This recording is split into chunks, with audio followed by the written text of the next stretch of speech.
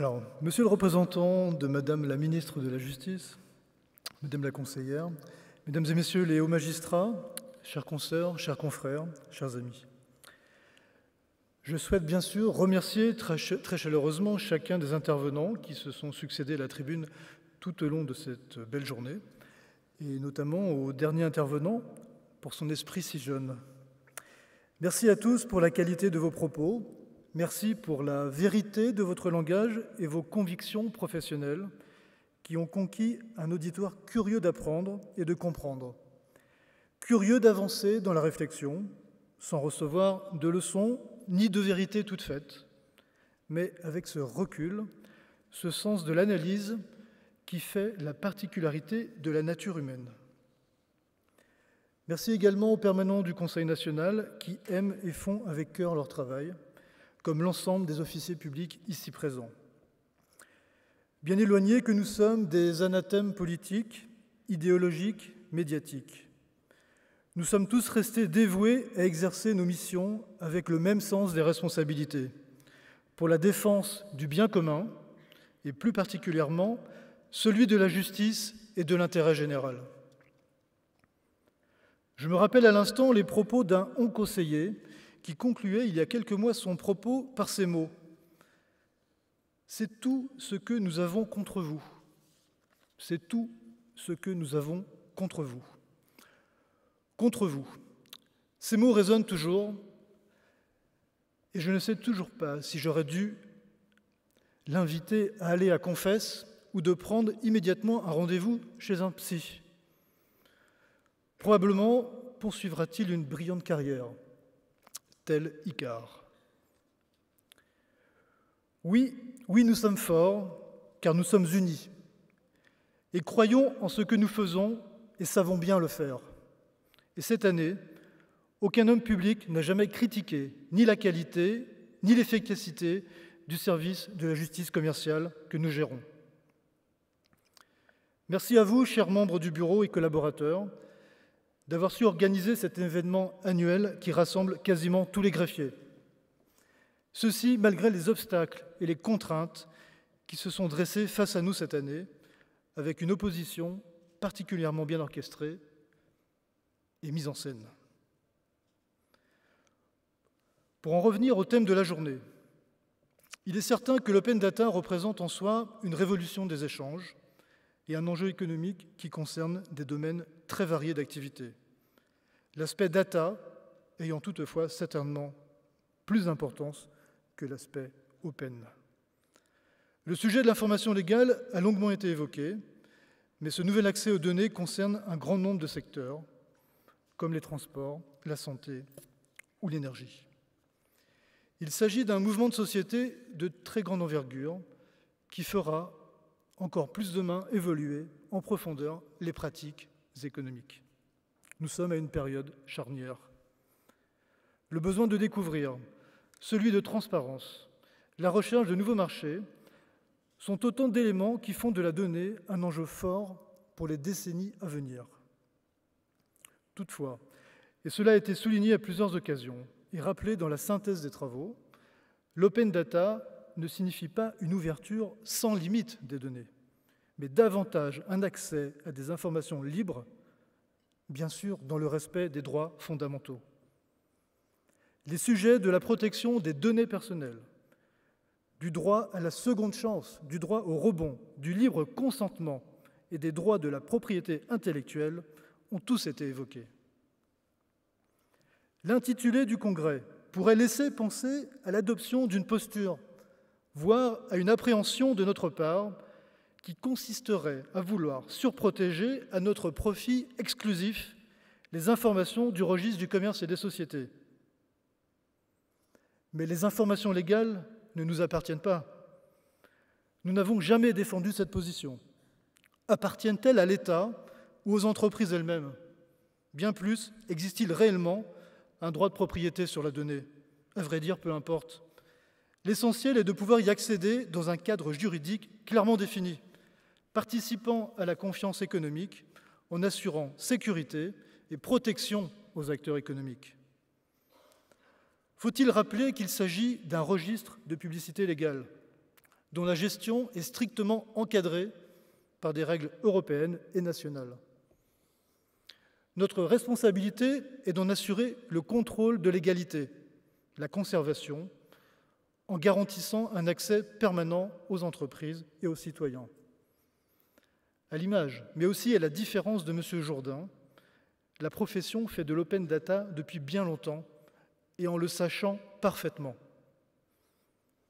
Des informations extraites du registre légal sont accessibles librement sur le site Infogreffe depuis plus de 15 ans, permettant d'identifier l'existence légale d'une société et ses caractéristiques principales. Un lien permet d'accéder à la liste chronologique de tous les avis BODAC publiés. L'association du site du BODAC et de celui des greffiers permet un accès complet aux informations légales. La présentation du site Data Infogreffe montre combien la profession reste dans l'innovation pour répondre aux demandes des entreprises et participer à ce mouvement général, bien sûr en tant que référent naturel de l'information légale. Et ne fait pas de l'open data qui veut. Encore faut-il avoir de la bonne data dans sa data tiers. Bon. Une visibilité, une reconnaissance de la fiabilité par les utilisateurs pour ce propriétaire de la data tiers, mais surtout être en capacité technologique de le faire, en maîtrisant le savoir-faire. Tout cela ne s'improvise pas, est le fruit d'une lente maturation, d'efforts et d'investissements permanents au fil du temps. Cela a été rappelé toute l'après-midi. Je ne jouerai pas les modestes sur ce sujet, en affirmant que le service public que nous gérons fait partie des plus performants en Europe, avec un coût d'accès parmi les moins chers. La Commission européenne ne s'y trompe pas et nous sollicite très régulièrement afin, entre autres, de préparation de la future interconnexion des registres européens à laquelle nous sommes étroitement associés. Nous avons même inspiré les orientations politiques de la Commission européenne.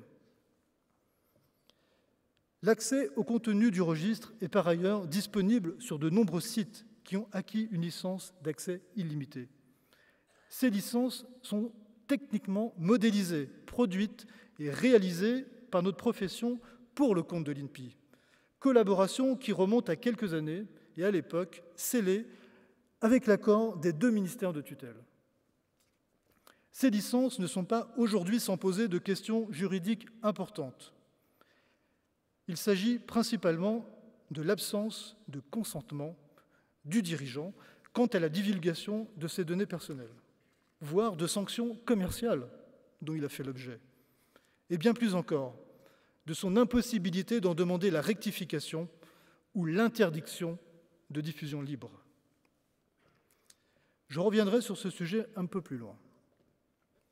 Voilà juste un an, Madame la ministre était venue clôturer le 126e congrès consacré au thème de l'information légale au service de la lutte antifraude. Madame Taubira avait découvert devant elle une profession un peu KO debout, qui venait d'essuyer les jours et les semaines antérieures un déferlement médiatique d'une rare violence. Par ses propos, il avait été rappelé que le droit n'était pas une simple marchandise, que la sécurité juridique et la transparence économique étaient plus que jamais nécessaires au bon fonctionnement de notre société. Dans ce cadre, le rôle de l'officier public qui certifie et authentifie l'information légale prend toute sa dimension. Il est lui-même doublement concerné car personnellement responsable des actes qu'il délivre. Il avait également été rappelé la nécessité de retrouver un climat de sérénité et de confiance pour progresser et travailler collectivement. Ces vœux sont restés pieux. Je ne reviendrai pas ici en détail sur les 9 mois qui ont séparé la présentation en Conseil des ministres du projet de loi sur la croissance, l'activité et l'égalité des chances économiques et la publication au journal officiel du texte. Les membres du bureau du Conseil national, mais sans doute l'ensemble de nos consoeurs et confrères, garderont de cette période un curieux mélange de tension, d'amertume, de doute, mais aussi des moments forts de mobilisation et d'union, à la rencontre de nos interlocuteurs ministériels à Paris et des parlementaires au niveau local. Ceci en passant par l'Assemblée générale de novembre 2014, devant une profession sous tension, et par la manifestation historique de toutes les professions du droit en décembre à Paris. Puis, une QPC ayant donné lieu à la décision du Conseil constitutionnel le 26 mars, venue réaffirmer durablement la nature libérale de notre statut. Le Conseil constitutionnel a énoncé que les greffiers des tribunaux de commerce exercent une profession réglementée dans un cadre libéral, que s'ils participent à l'exercice du service public de la justice, ils n'occupent pas des dignités, places et emplois publics au sens de l'article 6 de la Déclaration de 1789. Je délivrerai d'ailleurs dès demain une médaille d'honneur à l'instigateur de cette QPC hostile, qui au final nous a rendu bien des services. Mais rassurez-vous, je plaisante. L'année 2015 a été focalisée par ce projet de loi systématiquement réécrit, selon qu'il était examiné par l'Assemblée nationale ou le Sénat, avec 3 recours à l'article 49.3, 2 saisines du Conseil constitutionnel et en fin de course, une loi de 299 articles signée par le Président de la République, le Premier ministre et pas moins de 12 ministres. Les débats ont eu lieu, la représentation nationale s'est exprimée, la loi a été promulguée, il s'agit maintenant de la mettre en œuvre. Il s'agit de passer à la réalité concrète et de mettre en application les dispositions telles que votées. Nous sommes jusque-là dans le schéma classique d'une démission qui revient à l'administration et plus généralement à l'État. Cela étant, l'exercice risque, dans le cas présent, de ne pas être aussi simple que prévu. Plusieurs raisons à cela.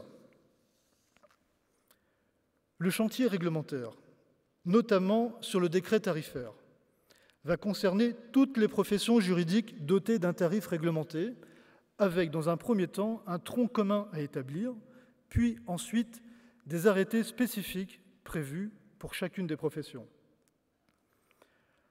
Après pourtant 1 an d'échanges, des expertises supplémentaires viennent d'être demandées à l'Inspection générale des finances et à l'Autorité de la concurrence pour compléter la connaissance de l'État, alors qu'un nombre incalculable de rapports et autres études ont déjà été réalisés depuis plus de 3 ans sur ce sujet. Des délais impératifs ont aussi été fixés par le législateur pour la publication des textes d'application. 1 poignée de mois pour les décrets, 6 mois pour la rédaction de certaines ordonnances. Enfin, il est prévu le lancement d'expérimentations dans les départements d'outre-mer, sans que personne ne sache depuis la loi Lurel ce que signifie juridiquement la gestion matérielle du registre du commerce. Et surtout, sans que les acteurs visés n'aient aujourd'hui ni les attributs juridiques, ni les moyens techniques pour assurer cette mission aux contours encore mal définis.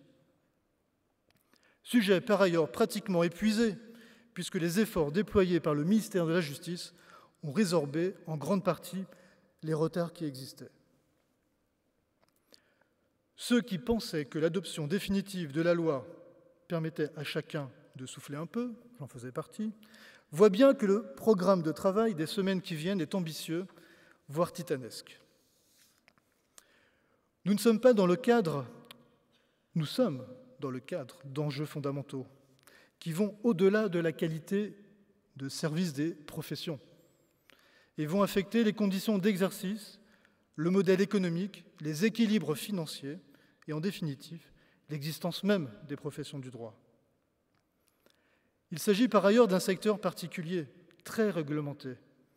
C'est bien l'État qui vérifie, valide les dossiers d'accès aux professions, selon des critères qu'il fixe unilatéralement, principalement pour assurer et garantir la pérennité du service public.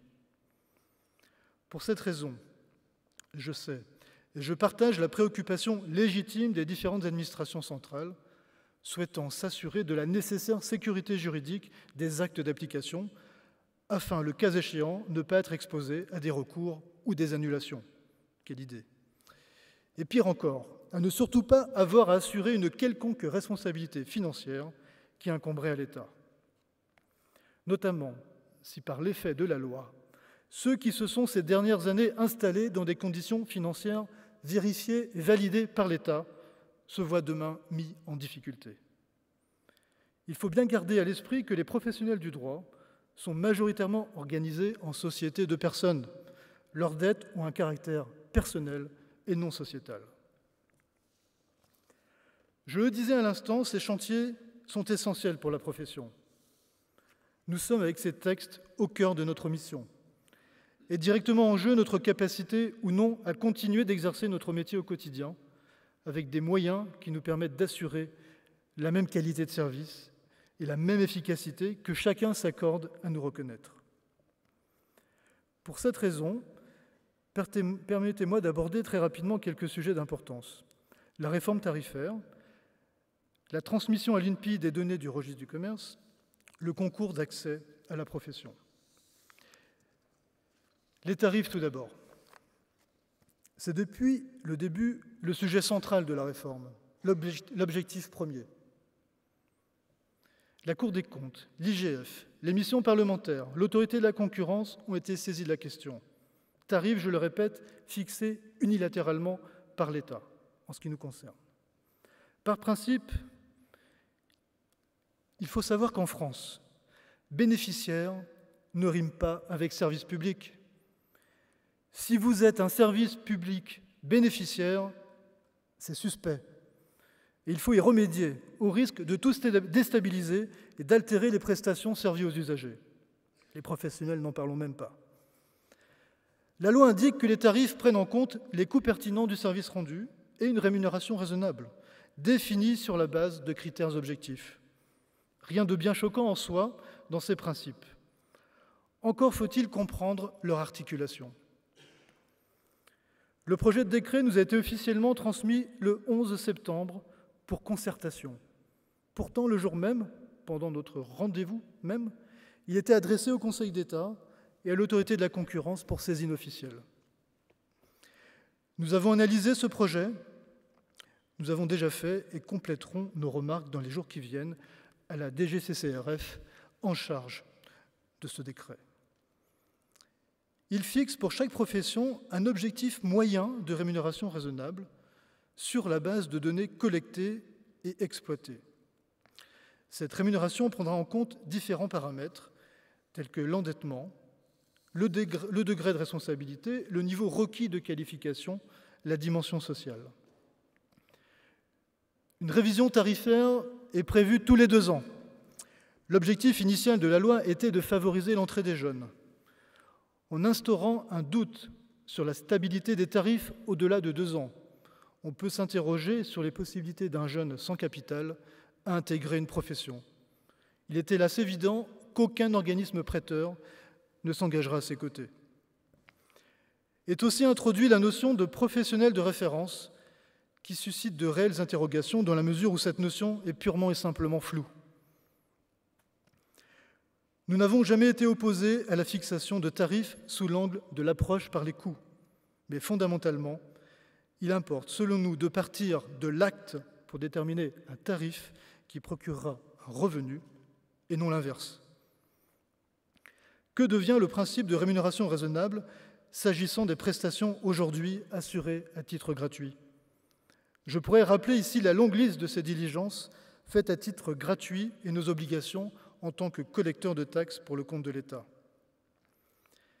Si c'est effectivement cette démarche générale qui est suivie, je réitère nos plus vives inquiétudes sur la viabilité pour la profession de la réforme tarifaire.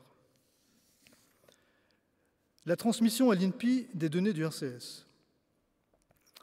Nous n'avons cessé de le répéter.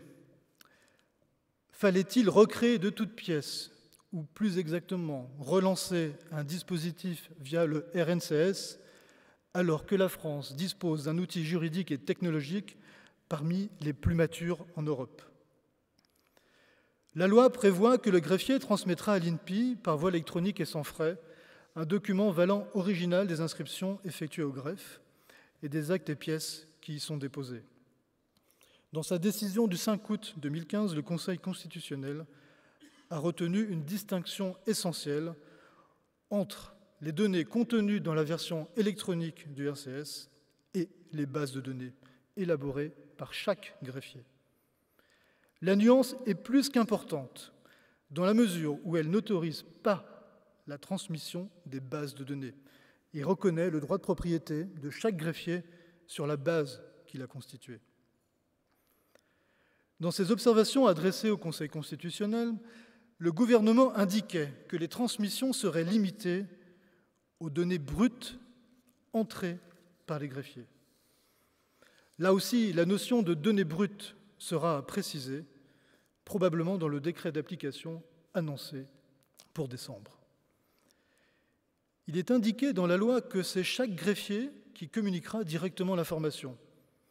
Rien de plus normal, puisque chaque teneur de registre est responsable de son contrôle légal et de l'authentification des informations extraites de son registre. Comme sur la question tarifaire, il plane sur ces sujets des incertitudes juridiques fortes sur ce qui pourra être fait, tant sur le contenu que sur la nature des données à transmettre. J'en viens à l'accès et les modalités d'exercice de la profession. Nous sommes aujourd'hui 230 greffiers exerçant sur 134 lieux différents. Il existe des passerelles avec différentes professions juridiques. Nous comptons parmi les greffiers d'anciens avoués, notaires, huissiers, avocats. L'organisation d'un concours spécifique pour accéder à la profession renvoie à des questions juridiques et pratiques, notamment eu égard à la décision du Conseil constitutionnel. Plusieurs notions interviennent et posent des limites. Quid du respect de l'affectio societatis pour l'association? Quid du devenir des titulaires de l'examen professionnel qui n'exercent pas encore? Quid des greffiers aujourd'hui installés souhaitant rejoindre un autre office? Devront-ils passer un concours après 20 ans d'exercice professionnel? Et que comprendre des termes de la loi? Faut-il entendre que la mise en place d'un concours, en ce qu'elle porte atteinte au droit de présentation, devra donner lieu à une indemnisation financière? Quoi qu'il en soit, il paraît essentiel que les dispositions qui seront prises n'aillent pas à l'encontre des objectifs d'ouverture de la profession. Avant de conclure, j'évoquerai le projet de justice du XXIe siècle. Les greffiers des tribunaux de commerce sont, en qualité de membres de la juridiction consulaire, directement concernés par les évolutions proposées. Nous nous associons pleinement aux objectifs de modernisation de la justice. Au-delà des considérations relatives aux techniques juridiques, il ne faut pas occulter l'aspect financier en matière de procédure collective. La prise en compte par le débiteur de sa participation contributive n'est pas toujours suffisamment assumée, me semble-t-il. Il faut aussi s'interroger sur certaines lourdeurs procédurales, notamment en matière de notification. Dans le cadre de la justice du XXIe siècle, en fin de journée, nous diffuserons la dernière publication du Conseil national intitulée « Le greffe numérique », présentant tous les projets de dématérialisation conçus, engagés et réalisés par la profession, au service de la justice commerciale et des entreprises. Voilà, la longue liste sans doute non exhaustive des dossiers ouverts. Il s'agit pour nous de rendez-vous essentiels qui vont conditionner la survie même de la profession. Les projets de textes d'application suscitent de vives inquiétudes, je le répète. L'étape parlementaire achevée, nous sommes aujourd'hui au milieu du gué. Je le disais, le Conseil constitutionnel, saisi d'une QPC, a rappelé le caractère libéral de notre activité. Nous rappelons souvent que les greffiers sont des entrepreneurs du service public. Si le greffier est officier public et ministériel, il est aussi chef d'entreprise. Alors comment ne pas évoquer la réforme de la caisse de retraite des professions libérales qui va impliquer une très forte hausse des cotisations, proche de 50%. Les nouvelles obligations et les problèmes de financement de la formation professionnelle des salariés. Les augmentations dans le cadre du contrat de groupe de la responsabilité civile professionnelle, plus 25%. La mise en place obligatoire du régime complémentaire santé, etc., etc. En plus de la réforme, il est impossible d'ignorer ces sujets qui nous concernent directement et qui sont loin d'être anodins. L'accumulation de ces charges aura un effet direct sur la capacité de la profession tout entière à continuer d'investir dans la formation professionnelle et en faveur d'outils techniques innovants au nom du service public, comme nous l'avons démontré aujourd'hui. Il est de mon devoir de le rappeler à nouveau à cette tribune. Je me rappelle du trouble que j'avais suscité en février dernier en écrivant à nos interlocuteurs ministériels pour les alerter qu'en plus de la baisse tarifaire de 2013, une nouvelle mesure aurait pour conséquence de remettre en cause les projets que nous menons avec et pour le compte de l'État, comme le fichier national des interdits de gérer, la plateforme de publicité légale, le traitement à titre gratuit de 30 000 formalités pour le compte de la DGFiP, l'immatriculation sans émolument des auto-entrepreneurs, 50 000. Faute de visibilité à plus de 3 mois sur la traduction concrète des politiques publiques, ma responsabilité est d'alerter sur les risques auxquels nous sommes exposés et qui sont de nature à mettre en péril aussi bien la continuité du service public que la gestion des offices. Pour cette raison, la période qui s'ouvre va être décisive. Je reste persuadé que le ministère de la Justice aura à cœur de défendre l'idée d'une justice qui soit lisible et efficace, aussi bien pour ceux qui y participent que pour les usagers qu'elle sert. Je veux rappeler le danger de casser un modèle qui fonctionne et qui fait la preuve de sa modernité et de son savoir-faire. Nous ne sommes pas immobiles, nous innovons en permanence et nous en faisons toujours la démonstration à qui veut bien ouvrir les yeux. Que doivent penser mes consoeurs et confrères entrés dans la profession il y a quelques mois ou quelques années, ainsi que ceux qui se sont vus rattacher à prix fort une chambre commerciale de TGI lors de la dernière réforme de la carte judiciaire, prix volontairement majoré par l'État, parce que, je cite, « vous avez du potentiel ». Dans les deux cas, ils se sont lourdement endettés et pour longtemps. La baisse de 2013 a déjà eu un impact fort. Je crains sincèrement que la prochaine lame de fond ne soit fatale pour beaucoup. Je termine mon propos en vous livrant un sentiment et une interrogation. Le sentiment d'abord. J'ai aujourd'hui cette impression que l'on pousse vers une complexification volontaire les règles qui nous seront applicables. L'objectif annoncé de la réforme était à l'origine de rendre plus lisible et plus transparente l'activité des professions réglementées au profit des citoyens. J'ai le sentiment que cette approche vertueuse n'est plus aujourd'hui à l'ordre du jour. Certains parlent d'usine à gaz. Le vent du large me fait plutôt penser à un bateau ivre. L'interrogation ensuite. La sémantique a parfois son importance. On nous parle en effet de concours, d'indices, de coefficients correcteurs, de professionnels de référence. Ne sommes-nous pas en train de basculer sans le dire dans les prémices d'une fonctionnalisation qui ne dit pas son nom ? Avec cette réforme en cours qui dévoile son vrai visage, le risque d'affecter gravement les offices, l'objectif poursuivi n'est-il pas en fait le moment venu de rendre plus abordable pour l'État le montant des indemnités qu'il aurait à payer en cas de fonctionnalisation des grèves de commerce? Je vous remercie pour votre attention.